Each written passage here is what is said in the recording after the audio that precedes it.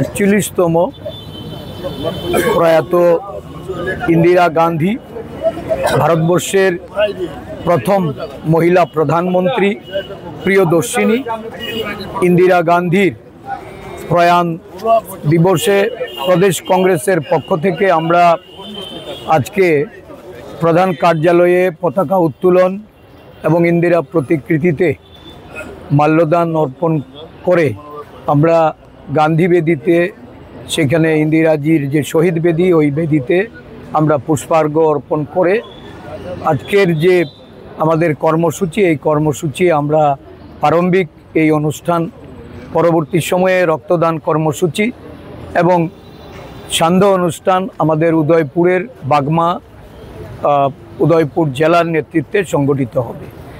এই দিনটি আমরা ইন্দিরাজির প্রতি শ্রদ্ধা নিবেদন করি। সারা দেশে আজকে জাতীয় সংহতির যে ইন্দিরাজির যে নিদর্শন যেটা রেখে গেছেন, দেশের অখণ্ডতা, আমাদের ভারতীয়দের তাদের সংহতি রক্ষার্থে যে আত্মবলিদান উনি দিয়েছেন, এটা ভারতবর্ষী আজও স্মরণ করে। প্রধানমন্ত্রী রূপে উনি দেশের উন্নয়ন, দেশের অর্থনৈতিক, বৈদেশিক এবং বিভিন্ন যে উন্নয়নে বিপ্লব ঘটিয়েছেন, তা আজও দেশবাসীর কাছে এটা একটা নিদর্শন। ভারত বাংলাদেশ যুদ্ধের এই যে বাংলাদেশের রিভলিউশন এবং এই যুদ্ধে দেশের সার্বভৌমত্ব রক্ষা করে যেভাবে